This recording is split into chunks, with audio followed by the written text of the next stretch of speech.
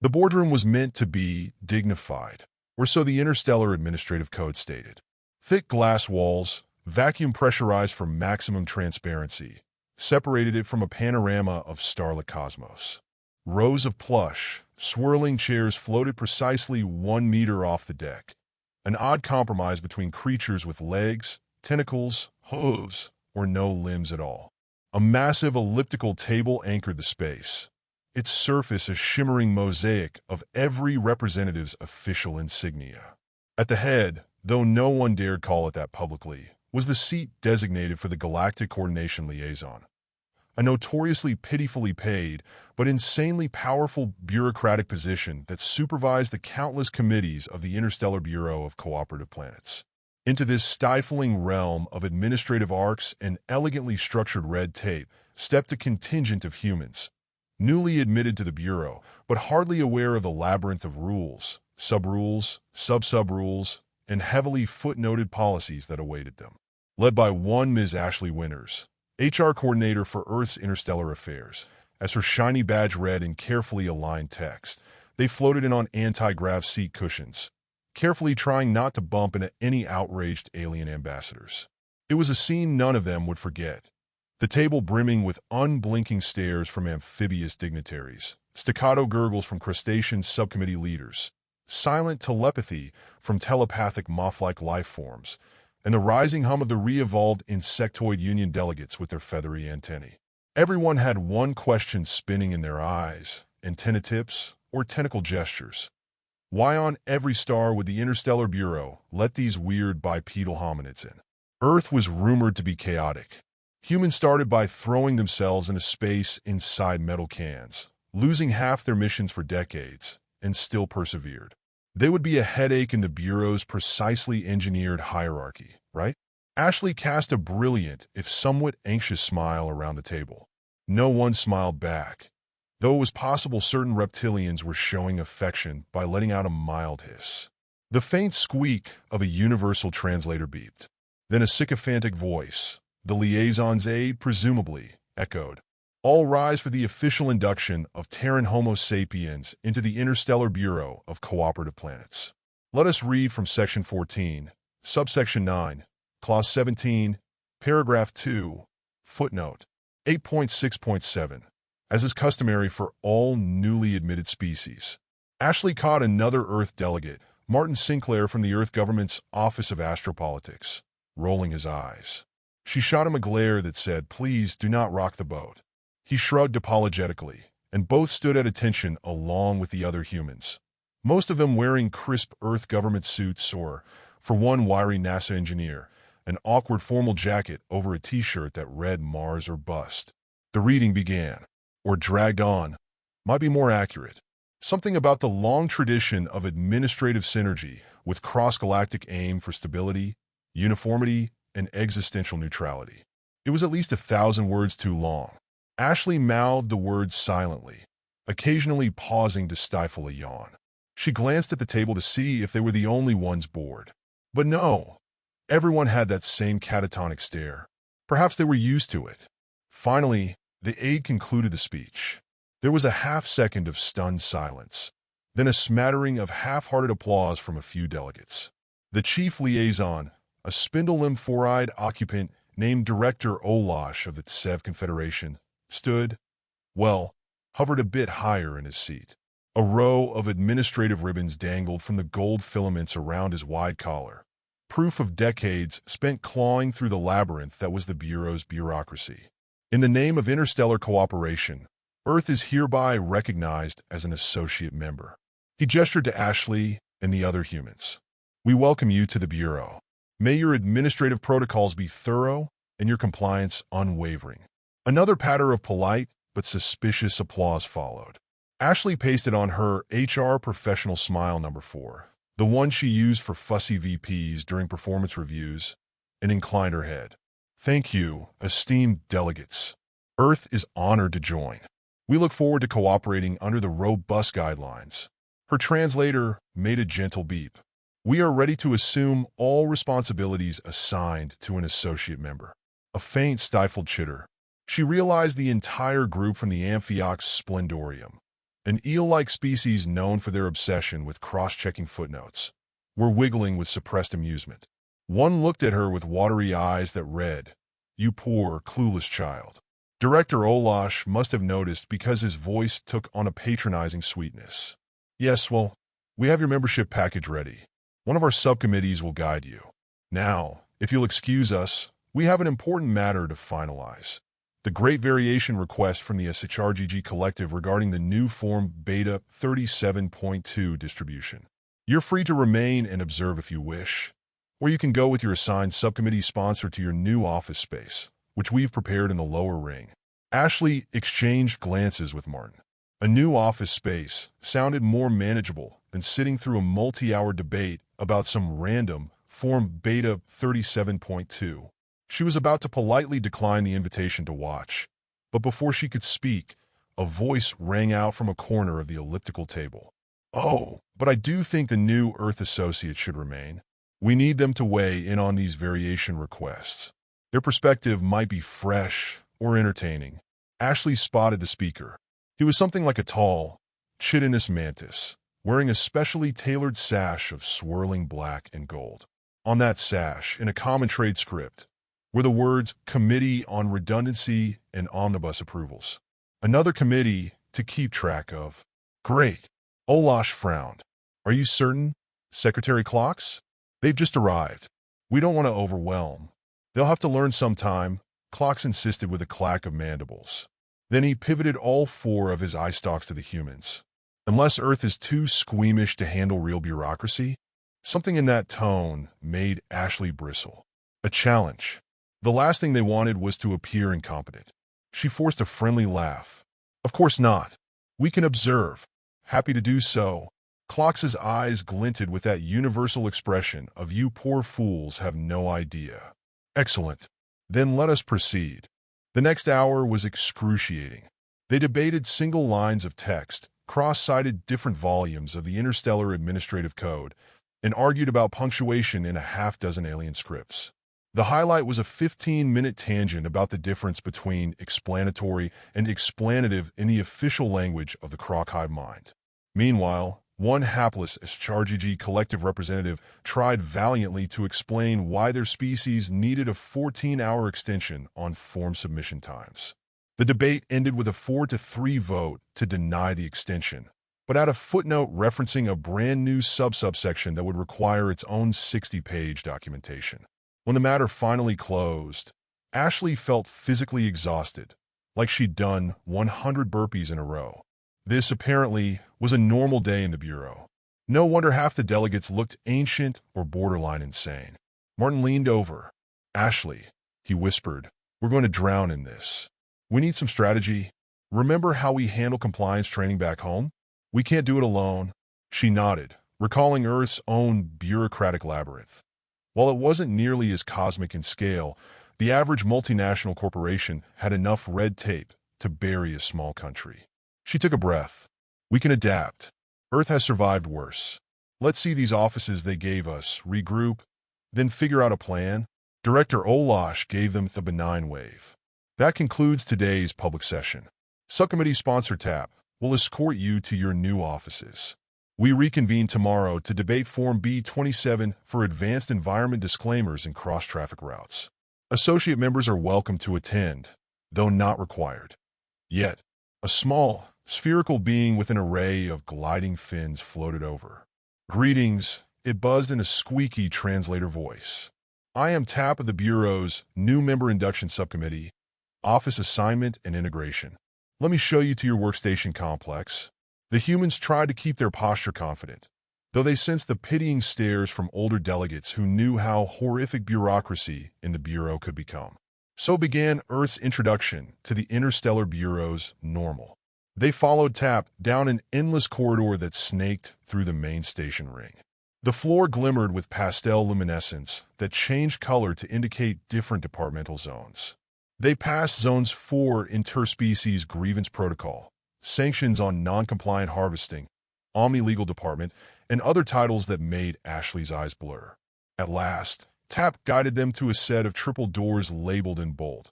Associate Member Offices, Earth. The humans looked expectantly. Tap tapped the console. The door slid open with a cheerful whoosh, and they stepped inside. The place was unimpressive.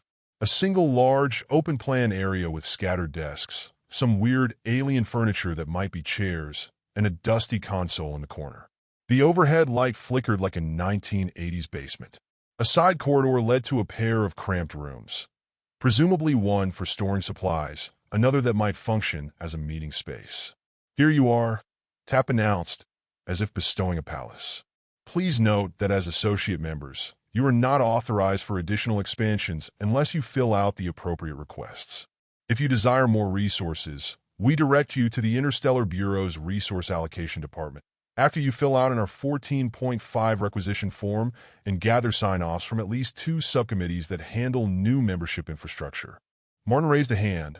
"We can't just rearrange the furniture ourselves? Or add a coffee machine?" Tap's spherical body bobbled with something like disapproval. "Coffee machine? If that is an external device, it must pass a compliance check. Perhaps a Form 8C.7 for introduction of unapproved beverage appliances. Once you pass that, you can speak to the Resource Allocation Department." Ashley's shoulders sagged, but she forced a polite, "We understand. Thank you. We'll follow the procedure." "Wonderful."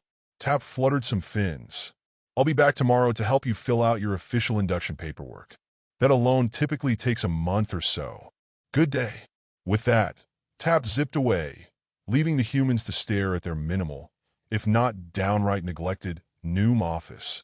A tall man with spiky hair and an Earth government badge that read Systems Analyst, Terran Liaison, scratched his head. "So, we have a month of forms just to become recognized as a real member? That's insane. When do we actually do anything?" Ashley folded her arms. "We do something now, Mitch. We figure out how to navigate this system. Let's gather around that console and see if we can locate some digital logs. At least we can read about how this bureau operates. Or, do we need a form to do that too?" Martin and the others rummaged around. They discovered the console was about 2 decades out of date bureau time. The OS was riddled with cryptic icons. Worse, it demanded an access key. Associate. They typed in Earth, got a beep of denial. They tried Associate Earth. Another beep. Finally, one of the NASA guys tried a hidden menu and found an Add New User function. Bingo! Except it required a 64-digit passcode that had apparently been assigned to Earth's membership file. None of them had that code. They tried calling Tap. No response. Possibly Tap was off shift. Ashley exhaled. "So we can't read the logs. Let's see if the old-fashioned approach works." She pulled out a battered notebook, the kind of thing HR managers keep as backup. "We'll do this with our own methods, like we do on Earth. We create a team structure, we identify the tasks, and we fill roles. We can't let the Bureau bury us. We have to speak their language." They hammered out a quick structure. Ashley Winters, official Earth HR coordinator, acting as general manager. Martin Sinclair, diplomatic officer, handles daily bureau interactions.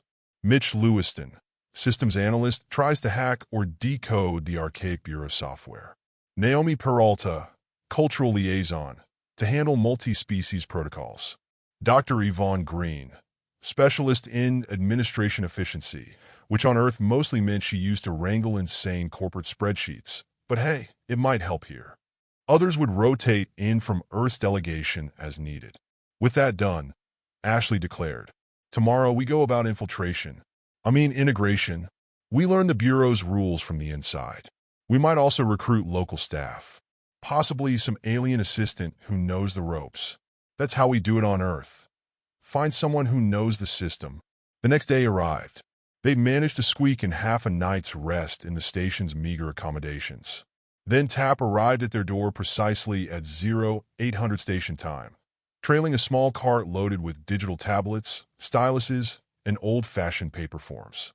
"Time to fill out your induction paperwork," Tap announced cheerily. "You have at least 72 forms to complete in triplicate, some in digital, some in printed format.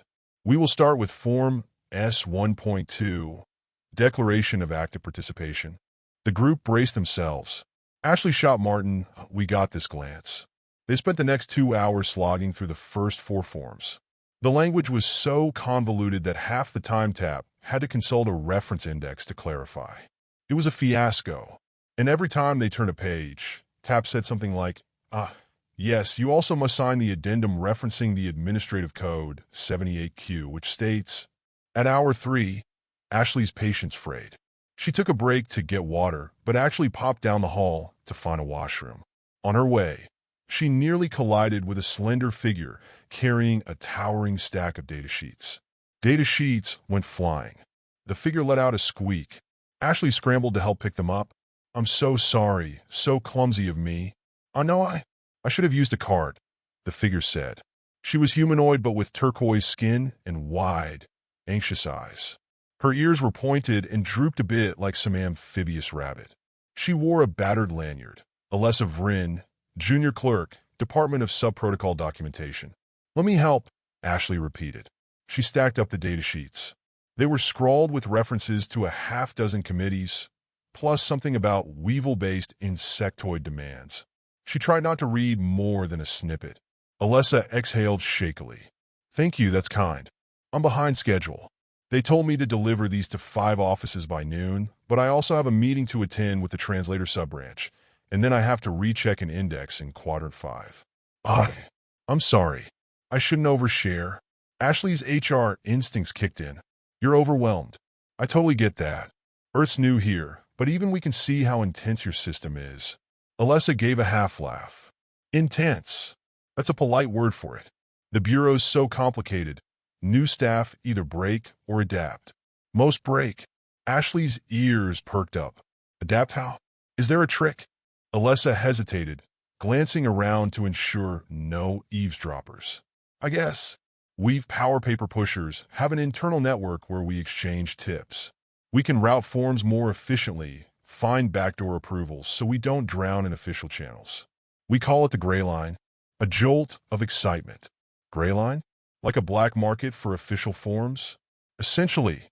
For good causes mostly, Alessa whispered. If we didn't do it, the entire Bureau would collapse under its own weight. Or it would take eons to get anything done. Ashley considered. I see. If you ever want to help Earth not drown in red tape, we'd appreciate advice. Alessa studied her. You're new. Usually, new associate members get stuck for months on basic induction. I guess I could help, but I can't do it openly. My supervisors won't allow any shortcuts. The Bureau thrives on complexity. That's exactly why we need your expertise, Ashley said, a hopeful grin forming. Look, if you can give me some pointers, maybe help route our forms faster, we can do something in return. I don't know what that might be yet, but Earth is resourceful. If you need help with your tasks, let's help each other. The amphibian lop clerk's ears twitched. Deal. Then she shoved a small slip of paper into Ashley's hand. Here's my personal comm ID. Ping me after hours. We'll figure something out. Ashley watched her scurry off, feeling a surge of optimism. Maybe Earth's brand of cunning, plus the help of frustrated Bureau staff, would let them cut a path through the labyrinth. Back in the office, Tap was finishing a lecture about the penalty for incorrectly filled form A2.09. The humans looked glassy-eyed. Ashley rejoined them, whispering about her new contact. No one dared break from Tap's speech, but Ashley caught Martin's eye. He gave a small nod. Any advantage was welcome. Days became weeks. They submitted forms, faced baffling rejections for minor errors, resubmitted with more disclaimers, tackled new forms for disclaimers referencing disclaimers, etc. They attended endless subcommittee sessions. The humans discovered that each session was basically an immovable chunk of cosmic time, often wasted on quibbles about line spacing. Meanwhile, bigger issues like should we unify certain warp lane safety protocols got postponed. The Bureau's motto might as well have been, why solve a problem in one step when you can form an ad hoc group to create 8 more steps? But Earth refused to simply sink. Ashley and Martin, along with Naomi and others, started employing a cunning technique, the meeting about meetings. They found the Bureau was unbelievably naive about scheduling.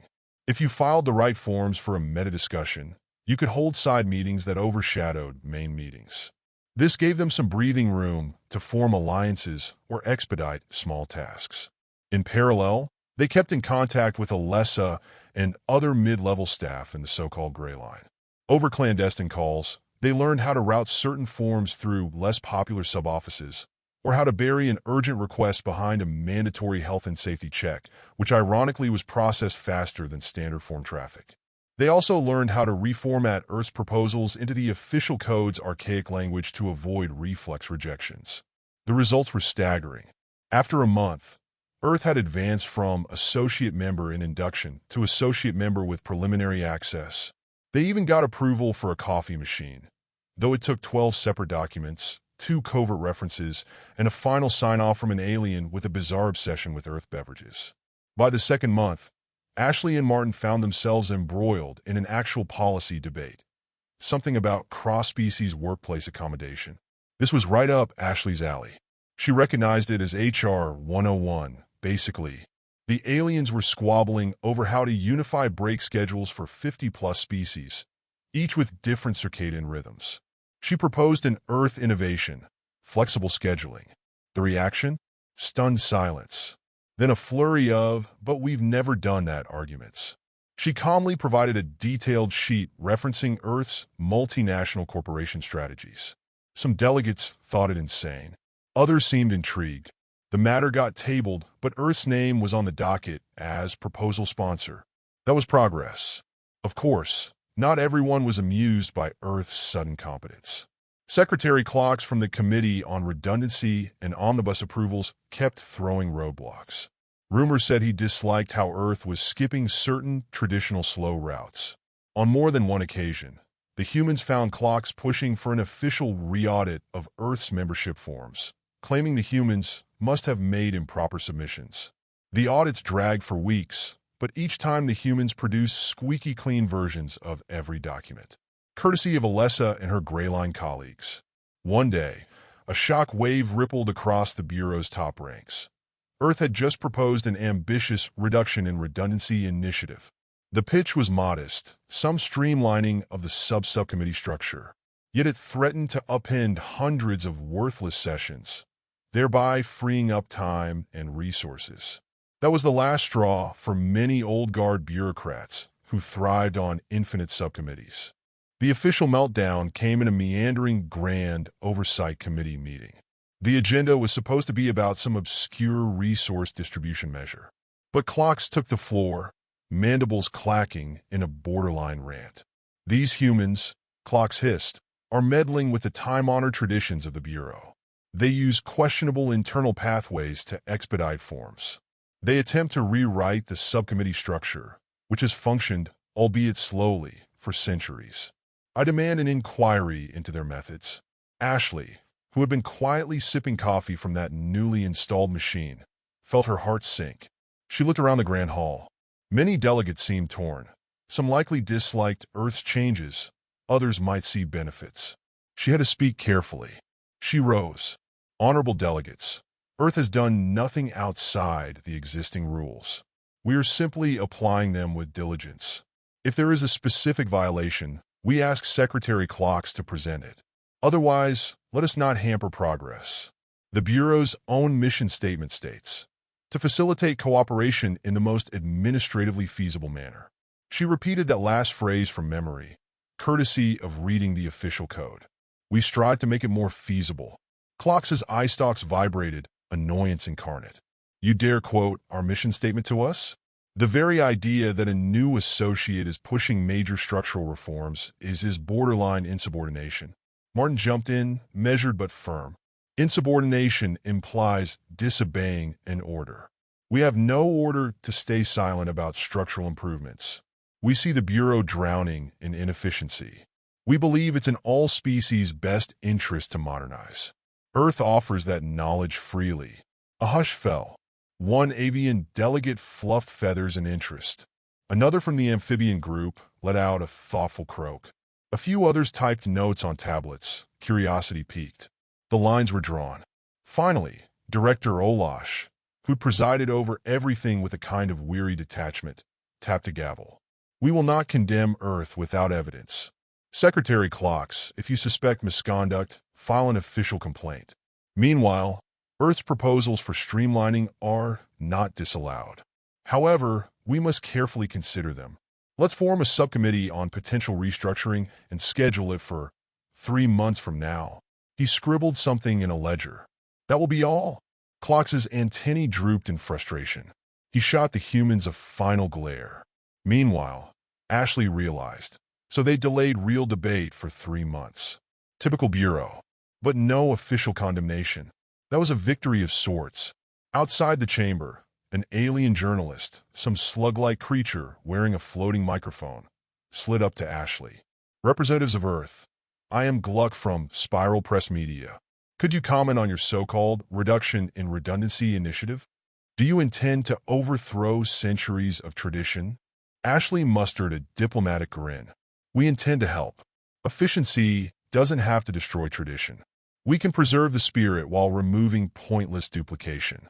But we'll do so only with the Bureau's consent. That snippet ended up on the station's news feed.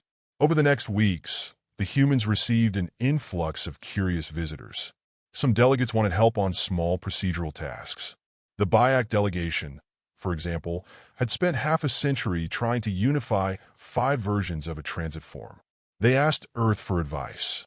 In a matter of days, Earth produced a single consolidated form that would serve the same function, referencing each version in a parent subrule. The BIAC were stunned. They joked about nominating Earth for a Galactic Administrative Prowess Award, which didn't actually exist, but maybe it should. Meanwhile, others were alarmed. Clocks orchestrated a traditionalist faction, urging caution. They spread rumors that Earth was a cunning species who wanted to take over from the inside. Some recalled the legend of how humans once colonized their own planet with bizarre cunning. The rumor mill churned, but the humans pressed on. They built alliances with species fed up with inefficiency. They offered cross-training on Earth's approach to project management, parallel processing, and Kaizen, the concept of continuous improvement. Soon, a small but growing bloc formed around Earth's example. They called themselves the Efficiency Coalition. It came to a head when the Efficiency Coalition scheduled an open hearing to discuss a pilot program that would combine 4 minor subcommittees into one. The hearing was set for a massive auditorium on the station. The turnout was bigger than expected. Dignitaries from far-off star systems arrived, curious to see if Earth's mania might work. Clocks arrived too, flanked by supporters who wore sashes reading, "Preserve the Code." The tension was palpable. The hearing opened with a speech from an amphibious senator praising Earth's fresh perspective. Then Ashley stepped up, accompanied by Naomi and Dr. Green. They presented a meticulously prepared infographic showing how these 4 subcommittees overlapped 80% in function, yet quadrupled the paperwork. Merging them would save thousands of staff hours monthly, which could be reallocated to more pressing tasks, like actual policy. The data was compelling. A wave of excited chatter spread across the room. Then Clocks took the stand. This plan is naive. The bureaucracy is not just about function. It is about form, tradition, and checks. Each subcommittee ensures no detail is overlooked. Merging them endangers the thoroughness that keeps the galaxy stable. We should focus on carefully applying the existing code, not rewriting it. A hush. But Earth was ready. Dr. Green politely but firmly presented a cross-analysis. We propose a new single subcommittee with explicit subdivisions that preserve each area of specialization. The thoroughness remains, but we unify overhead, meeting schedules, and reporting lines. She tapped a hollow display. We're not removing thoroughness. We're removing duplication. A flicker of uncertain admiration shimmered across many delegates. It was a perfect compromise. People who wanted thoroughness got it, but the overhead got cut. Clocks sputtered. But this is still too radical. The debate raged for hours, culminating in a vote. The measure to run a pilot program in one region of the station passed by a slim margin, 52% in favor. Earth's first major victory. In practical terms, it was a small step, but symbolically, it cracked open a door that had been sealed for centuries. The next day, the pilot subcommittee was formed. Ashley and her team were invited to observe. They spent the morning reorganizing staff from the 4 old committees. Alessa, the clerk, ended up as a key coordinator, which thrilled her. Meanwhile, Tap, initially just a sponsor, seemed impressed by how Earth was forging new structures but still abiding by official code. TAP admitted that they'd misjudged humans. You're persistent, but you follow the rules. That's quite the combination. Of course, Clocks doubled down on his smear campaign. Rumors circulated that humans had hacked the system. Some traditionalists muttered about how Earth delegates must be bribing staff. Ashley kept calm, though inside, she seethed at the unfairness. Their only bribes were coffee pods and a willingness to do real administrative grunt work. In the background, Earth's position improved monthly. They no longer had to beg for resources. They found creative ways to fill out forms for expansions or upgrades. The office expanded to a second room with actual partitions. They got comfier chairs plus a universal translator system that streamlined team communication with all delegates. They even instituted a modest Earth tradition, Casual Friday. Ashley posted a sign. Every 5th station day, staff can forego formal attire. Strangely enough, a few alien staff loved it. Freed from their starched ceremonial robes, they felt more comfortable. This kind of small cultural injection furthered Earth's brand as a friendly, forward-thinking new member. One day, Alessa rushed in, eyes wide with excitement. You won't believe it, but the Gray Line says Clocks is seeking a motion to censure Earth.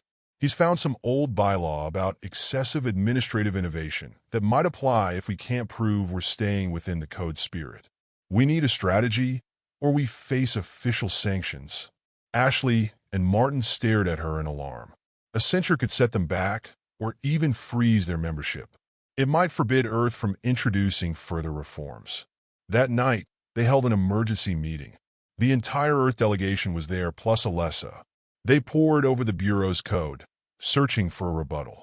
They found a gem, a dusty corner of the code, Section 455D, Clause 12, which read, "No species shall be censured for administrative changes if said changes follow a pilot demonstration with verifiable results in the realm of subcommittee efficiency, as measured by the recognized standard of cyclical effectiveness."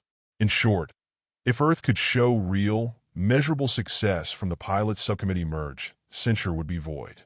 But they needed cold, hard metrics, forms processed, backlog reduced, staff satisfaction up, etc. The pilot subcommittee had only been running a short while. Could it produce enough data? Time was short. The censure hearing would be in 2 weeks. The humans kicked into overdrive. They pored over every detail of the pilot subcommittee. They set up quick surveys, employee engagement surveys, like Earth HR might do. Alessa distributed them discreetly, collecting responses from staff. Mitch wrote a script to parse the Bureau's archaic logs, gather stats on how many forms were completed pre-merge versus post-merge. Dr. Green ran cost-benefit analyses. Meanwhile, Martin pulled strings to get some endorsements from species who were helped by the new approach. They compiled it all into a sleek, data-rich presentation reminiscent of an Earth corporate pitch deck. When Censure Day came, the grand hearing chamber was packed. The atmosphere crackled with tension. Clocks opened with a dramatic condemnation, wagging a spindly claw. He accused Earth of pushing reckless changes, possibly endangering the integrity of interstellar administration. Some delegates nodded. Others looked bored. Then Earth presented their defense. Ashley took the podium, voice steady. She and Martin showcased slides, pilot subcommittee performance metrics, a 4-week snapshot. They revealed a 35% reduction in duplication, a 20% faster turnaround on forms, and staff stress indicators down by 15%. At each data point, the crowd rustled with excitement. A final slide listed testimonies from staff. "I was drowning in duplication. Now I can focus on real tasks. It's easier to find the right contact. We could do more with fewer submeetings. I could do my job at last." Ashley ended with a gentle appeal. "These results speak for themselves. We remain loyal to the Bureau's code. We do not break rules, we optimize them. A censure is intended for destructive behavior, not constructive improvement. We ask you to see reason." Silence. Then Director Olash leaned forward, shifting some official ribbons on his collar. "This data is compelling. Secretary Clocks, do you have a rebuttal?" Clocks flicked his mandibles, glancing at his notes. He stuttered, "WL the code. I mean, no one has verified that these metrics align with the standard cyclical effectiveness measures. Or have they? He glanced nervously at the side bench, where an older crustacean, a recognized Bureau metrics guru, sat. The crustacean coughed. It meets the official measure. I see no discrepancy. Clox's face fell. He tried a final jab, but the humans are cunning. They could have fabricated data. A slight murmur. The presiding official, some neutral entity from a race that thrived on logic, asked calmly, "Any evidence of fabrication?" Clox fumed in silence. He had none. After a brief pause, the official hammered a small gavel. "We rule that the censure is not warranted. Earth's pilot program stands as a valid demonstration." Dismissed. An explosion of chatter followed. Earth supporters beamed. Some neutrals looked impressed. Clox stormed off. The humans exhaled a collective sigh of relief. That day marked a turning point. Word spread that Earth had not only introduced a new approach, but successfully defended it. Delegates from distant corners began requesting help on their subcommittees. "Could you show us how you reduce duplication? My staff complains about repetitive tasks." The Earth delegation soon found itself juggling requests from half the Bureau. They had a trio of them, but success bred allies. The efficiency coalition expanded. Even TAP, once just a sponsor, rose to become an ardent Earth proponent. Alessa advanced from a downtrodden clerk to a recognized coordinator, thanks to her role in the pilot. She credited Earth publicly for her success, earning her the occasional stink eye from old guard, but also admiration from those who wanted real progress. Months passed. The station's general vibe shifted.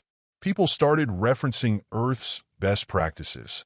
Some committees experimented with Earth methods for minute-taking, queue automation, or incremental policy updates rather than monstrous omnibus revisions.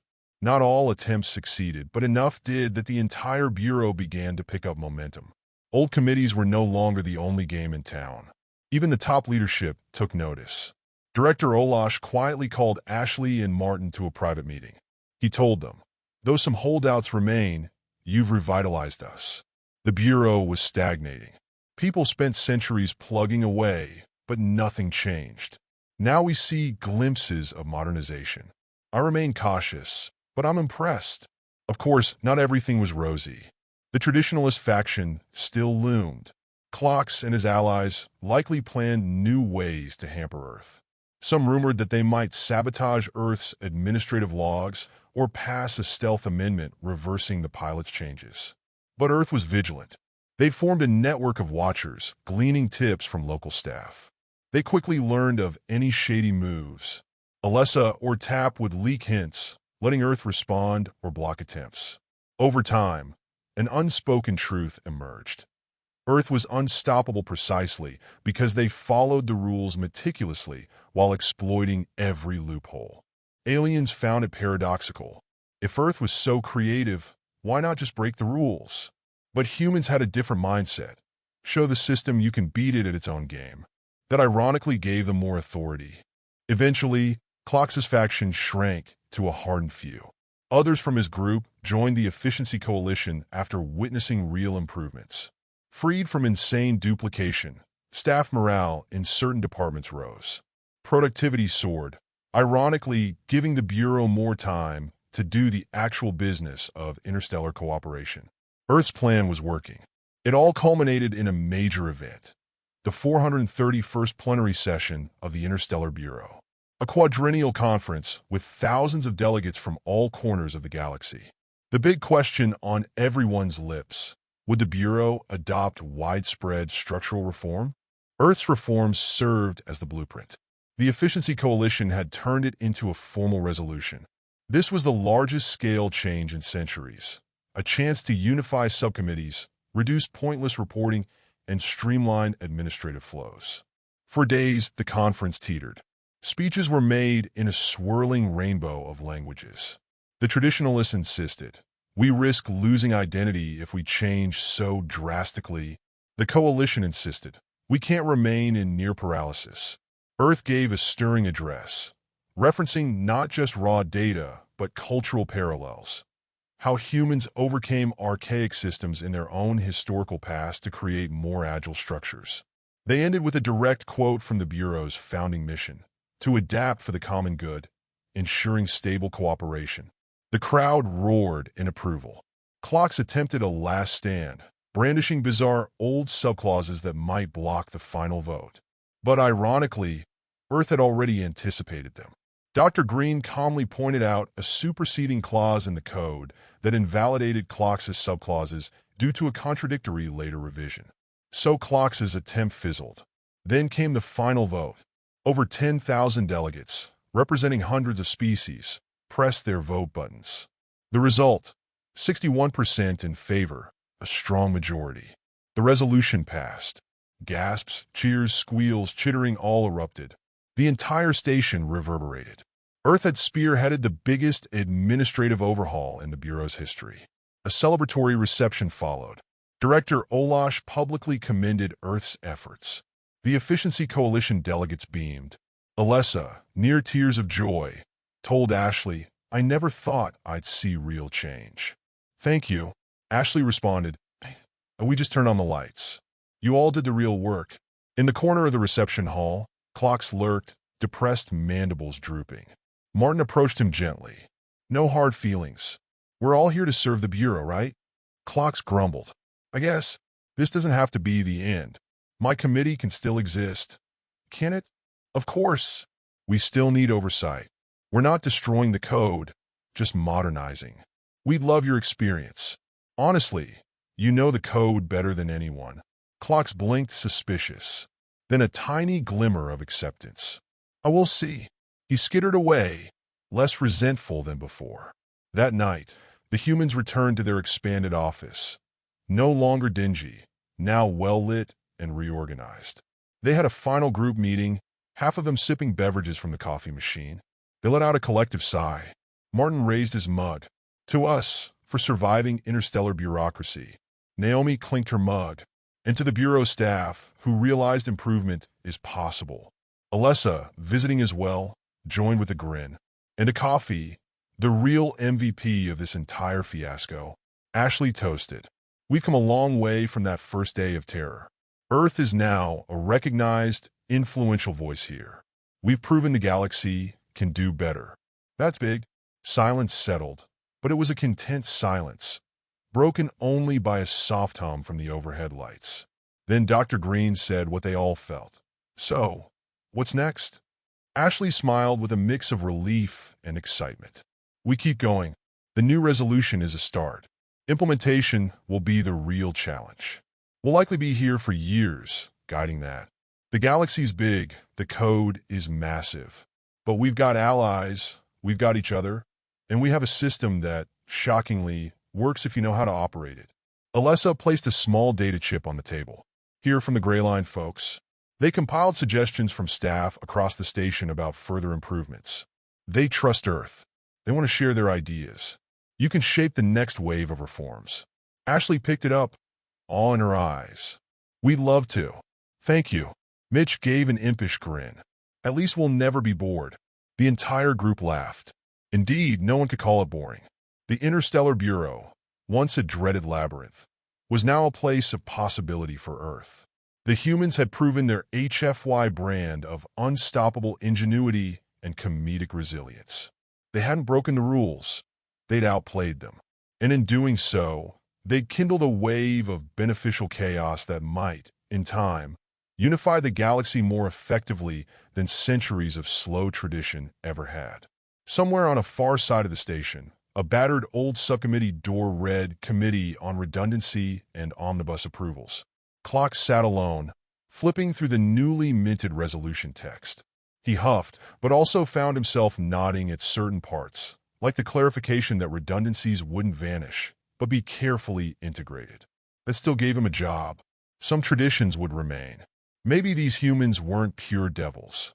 They might just be that insane spark the Bureau needed. At the same time, in Earth's new break room, staff from multiple species mingled.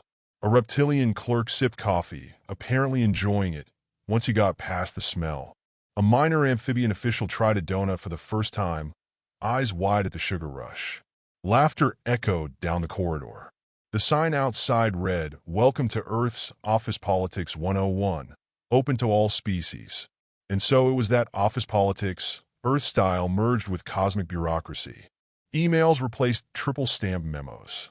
Meeting agendas became shared bullet points. Once untouchable committees discovered the wonders of a well-run project schedule. Not everyone loved it. Not everything changed overnight, but the unstoppable wave of incremental improvement had begun.